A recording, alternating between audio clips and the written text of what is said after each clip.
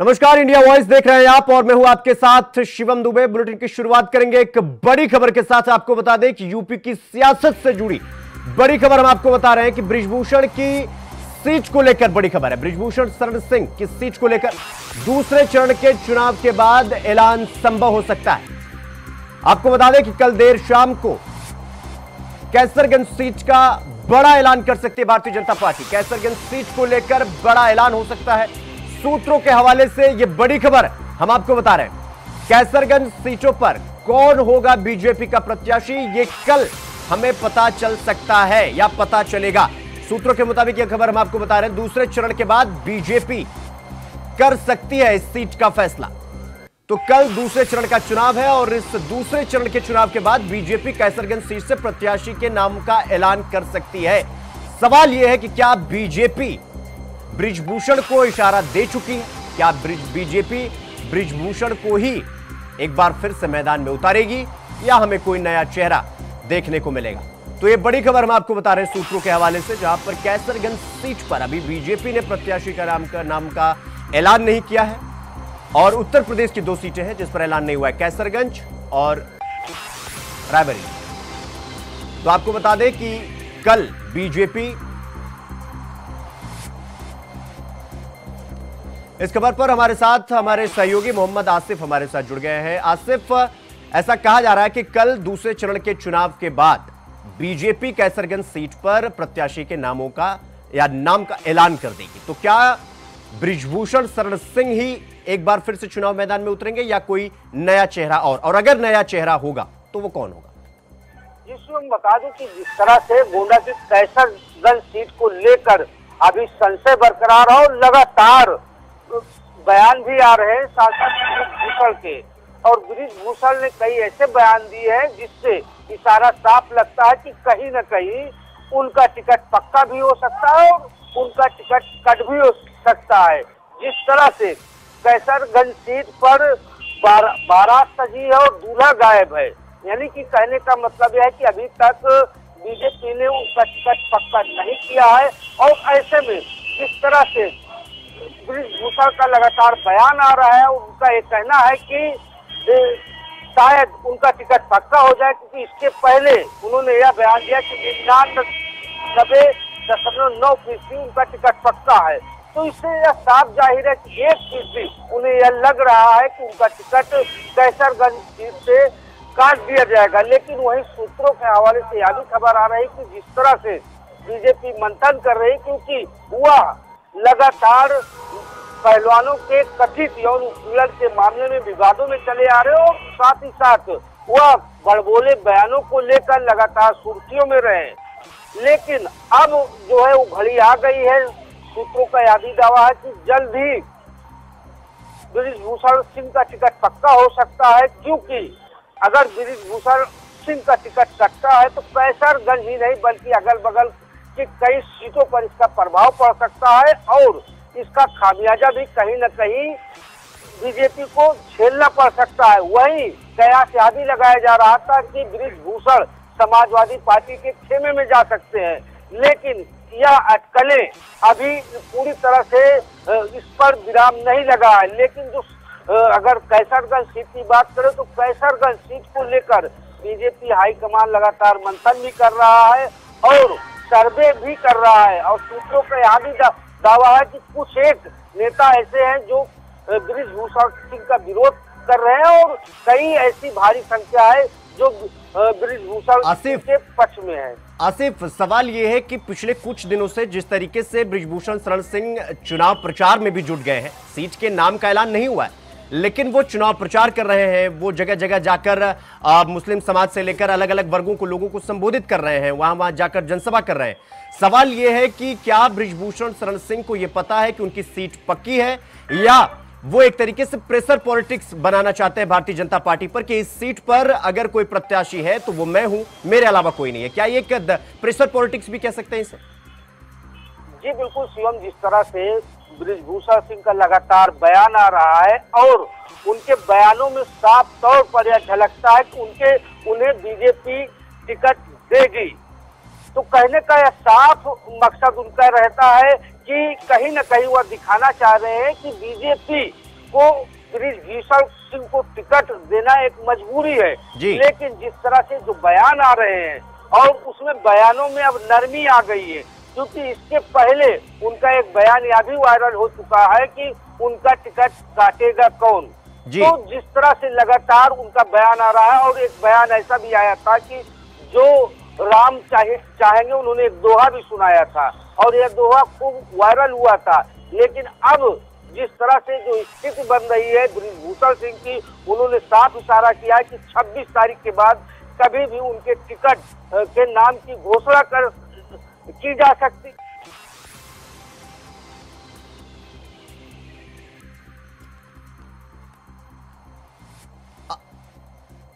आसिफ आप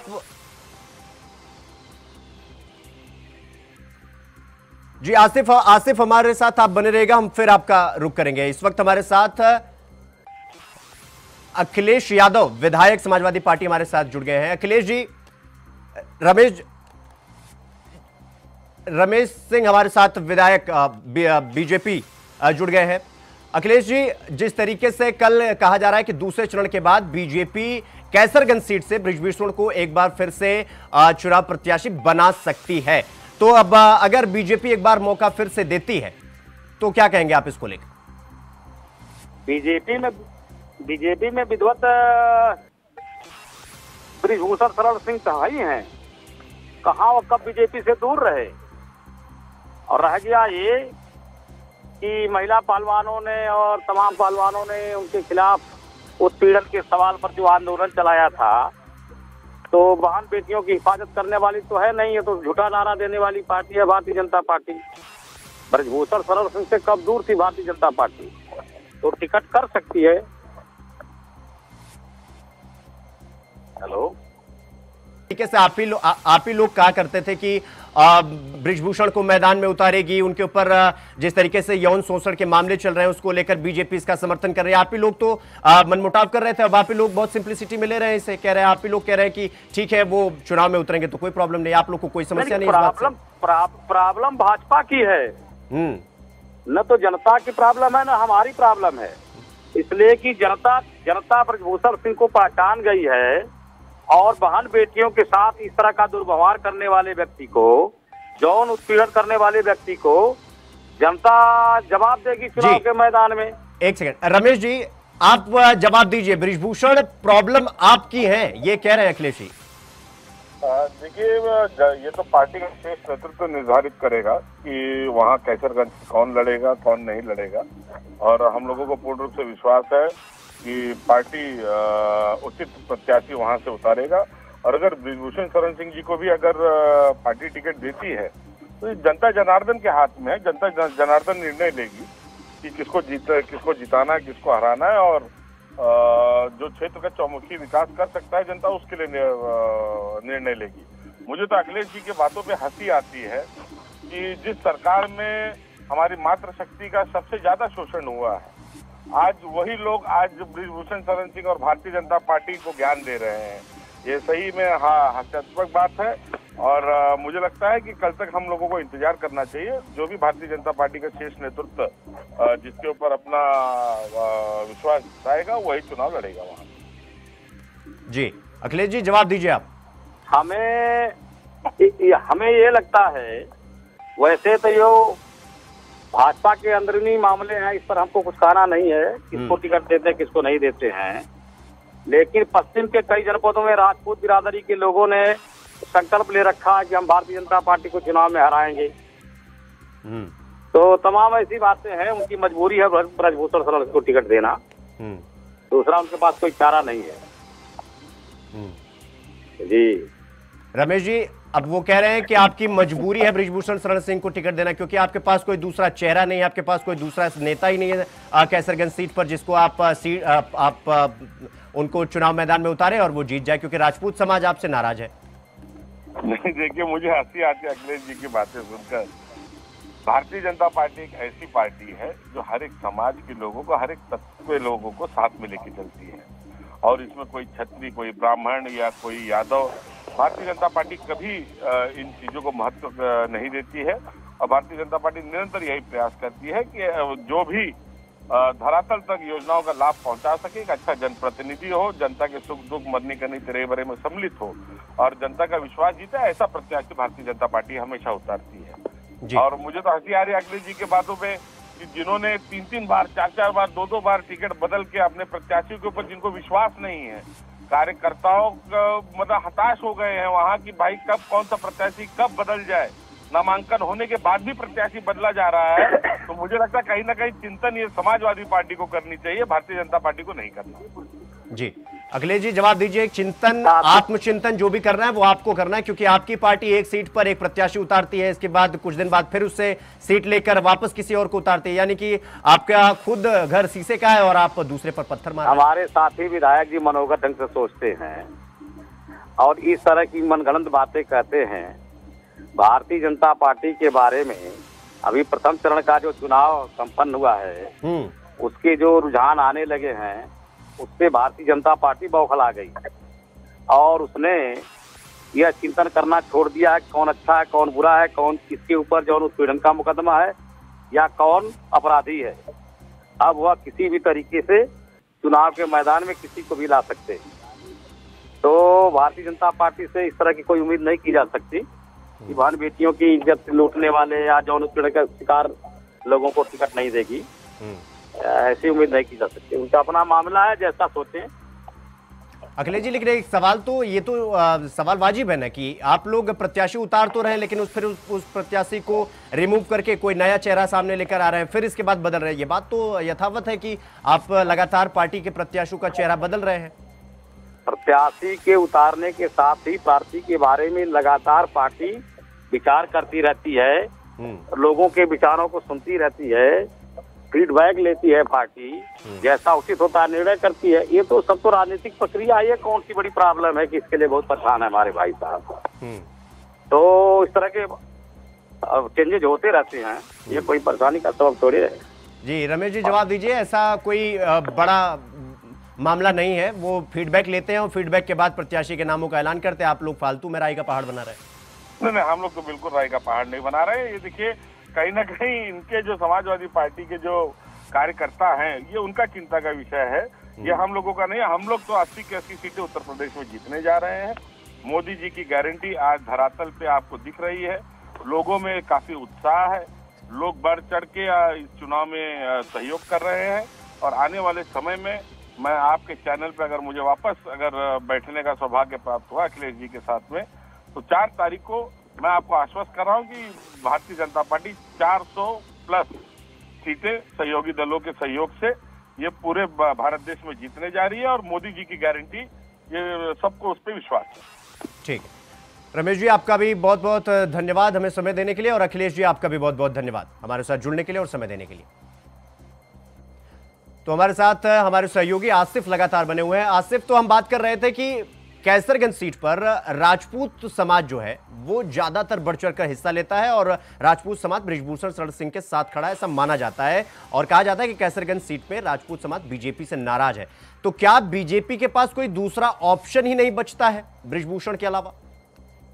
जी शिवम, जिस तरह से राजनीतिक घटनाक्रम चल रहे हैं और साथ ही साथ बृजभूषण शरण सिंह को लेकर बीजेपी की स्थिति ऐसी हो गई कि कहावत है देसी कि गुड़ से भीगी हंसिया न निगलते बनती है न उगलते बनती है।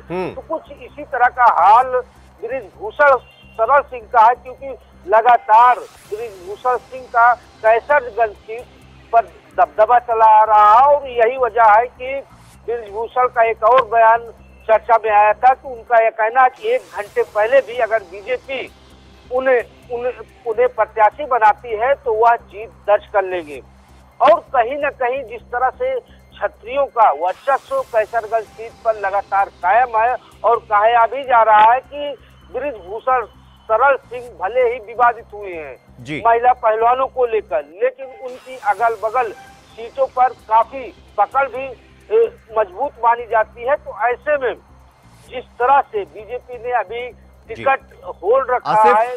आसिफ, बहुत बहुत धन्यवाद आपका हमारे साथ जुड़ने के लिए और जानकारी साझा करने के लिए।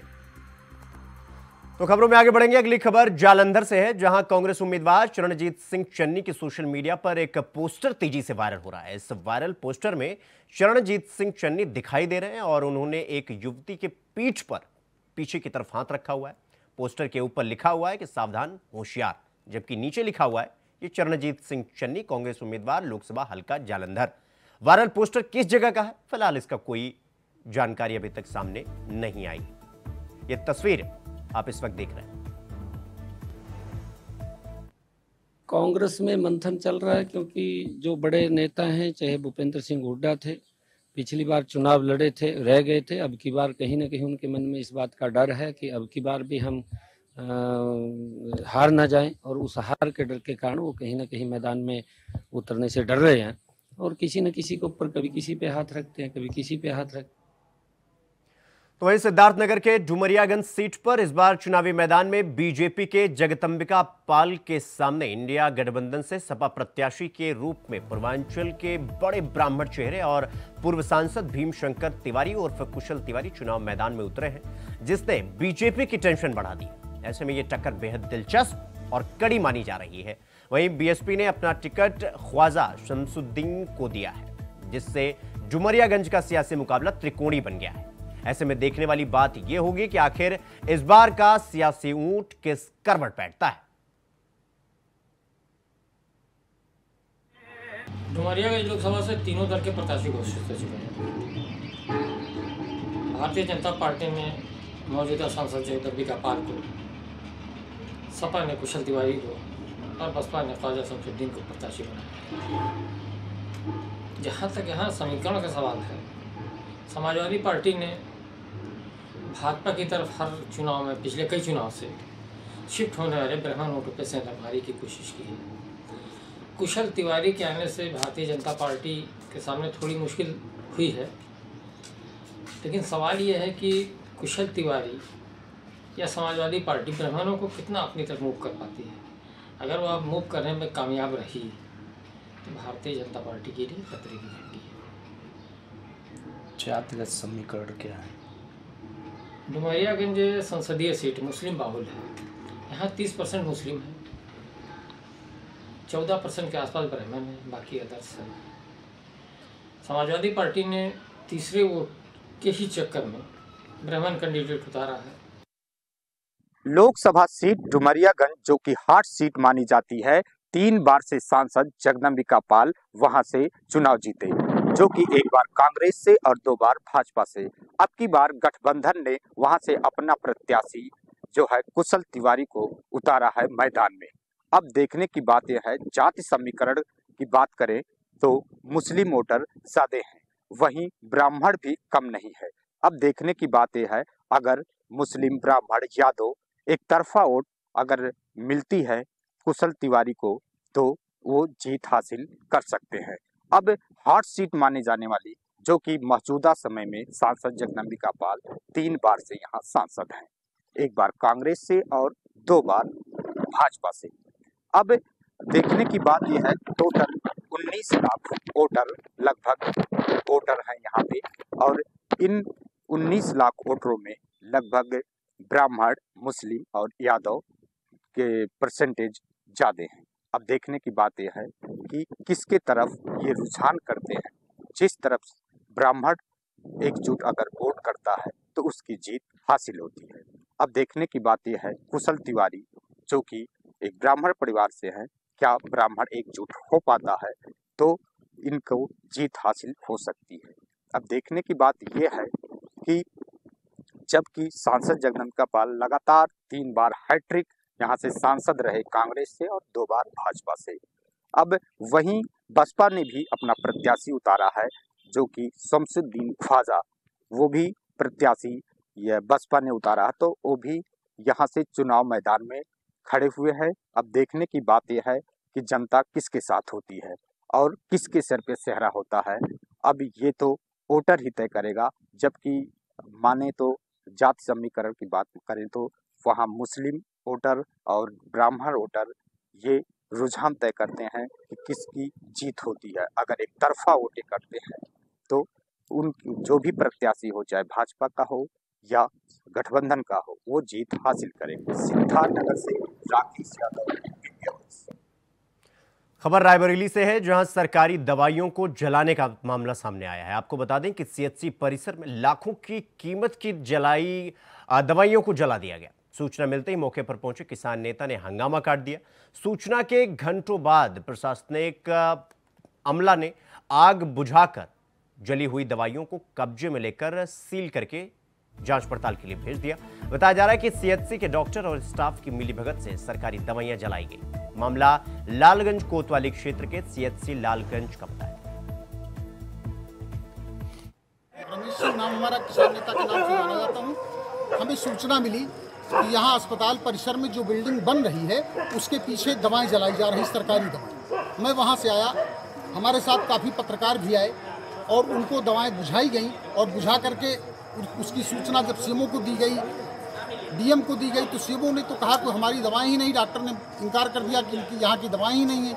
उसके बाद जब स्थिति बढ़ी तो 5 बार मैंने डीएम साहब को फ़ोन किया कि ये सरकारी दवाएं जल रही, गरीब जनता को मिलने वाली दवाएं जो हैं वो डॉक्टरों द्वारा कमीशन की लिखी जाती हैं और ये ऑलरेडी गरीबों का गला घोंटा जा रहा है। ऐसे समय भी योगी सरकार की छवि नष्ट हो रही। तब 5 बार फ़ोन के बाद फिर डॉक्टर साहब भी तैयार हुए और स्थानीय प्रशासन को फ़ोन किया गया, पुलिस फोर्स पूरा आया और तब जा करके दवाएं उठा करके सील करके इनको दी गई हैं। अब सुबह डीएम से बात करने के बाद। वहीं मौसम विभाग ने उत्तर प्रदेश के कई जिलों में लू चलने का अलर्ट जारी किया है, जिसको लेकर अब प्रशासन ने भी कमर कस ली है। गर्मी के प्रकोप से बच्चों को बचाने के लिए लखनऊ में जिलाधिकारी ने सभी सरकारी और गैर सरकारी स्कूलों का टाइम बदल दिया है, जिसके बाद अब सुबह 7:30 बजे से दोपहर 1 बजे तक स्कूल खुले रहेंगे। खबर ललितपुर से है, जहां तेज रफ्तार बस अनियंत्रित होकर खाई में पलट गई। हादसे में 2 दर्जन से अधिक लोग घायल हो गए, जिसमें 3 की हालत नाजुक बताई जा रही है। सूचना मिलते ही मौके पर पहुंची पुलिस ने घायलों को जिला अस्पताल में भर्ती कराया, जहां डॉक्टरों ने 3 घायलों को झांसी मेडिकल रेफर कर दिया। घटना ललितपुर सदर कोतवाली के अंतर्गत राजघाट चौकी क्षेत्र मडवाड़ी गांव की बताई जा रही है।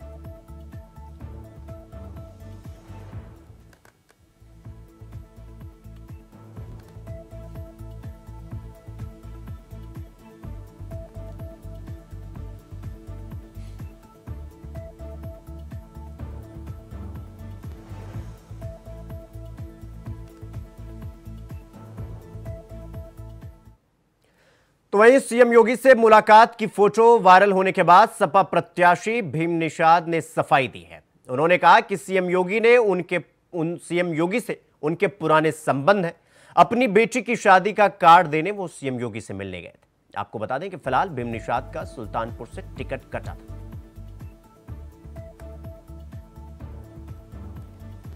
मेरे जो अफवाह चल रहा है, कल से मेरे खिलाफ जो अफवाह चल रहा है, मेरी बेटी की शादी है और कार्ड देना कोई गुनाह तो है नहीं। बाबा जी से मेरे पुराने संबंध जब राजनीति में नहीं था तब से है। मैंने जमुना जी की जमानत जब करा रहा था तो बाबा जी ने मदद किया था, एक वकील हमको दिए थे और तब से संबंध मेरा बरकरार रहा। मैं कभी बाबा से मिलने नहीं गया और उसके बाद कार्ड लेके गया तो हमने कहा कैसे जाऊँ, तो रितीश पांडे जी मुझे लेके गए तो कोई गुनाह तो है नहीं। अब और समाजवादी हूँ और रहूँगा। मानी जी जब भगा देंगे तो अलग बात है बेटा, चला जाऊंगा। अभी तो आश्वासन है कि आज हो सकता है टिकट घोषणा कर देंगे। खबर बांदा से है, जहां 2 मासूम बच्चों के साथ विवाहिता ने नदी में कूदकर छलांग लगा दी। वहीं नदी में डूबने से मां सहित दोनों मासूमों की मौत हो गई, जिससे इलाके में कोहराम मच गया। बताया जा रहा है कि पति से झगड़ा होने की वजह से नाराज महिला ने नदी में छलांग लगा दी। सूचना मिलते ही मौके पर पहुंची पुलिस ने शवों को नदी से बाहर निकालकर पोस्टमार्टम के लिए भेज दिया और आगे की कार्रवाई में जुट गई। मामला बांदा जनपद के कमासीन थाना क्षेत्र के दादो यमुना पुल का बताया जा रहा है। लगभग 6:30 बजे थाना कमासीन क्षेत्र के ग्राम दादो की रहने वाली मंटू देवी वाइफ ऑफ राजेश घर में पति से वाद विवाद होने के कारण अपने 2 बच्चे काजल पुत्री 5 वर्ष, दीपक पुत्र 3 वर्ष को लेकर यमुना नदी के पुल से यमुना में कूद गई। पुलिस को सूचना मिली। पुलिस ने तत्काल गांव वालों की मदद से तीनों को बाहर निकाला। तीनों को सीएचसी कमासीन में लेकर आए, जहां डॉक्टरों द्वारा तीनों को मृत घोषित कर दिया। तीनों के पंचायतनामे की कार्रवाई की जा रही है। पोस्टमार्टम कराकर आगे की वैधानिक कार्रवाई की जाएगी। बुलेटिन में फिलहाल अभी के लिए बस इतना ही। देश और दुनिया की तमाम खबरों को देखने के लिए देखते रहिए इंडिया वॉइस। नमस्कार।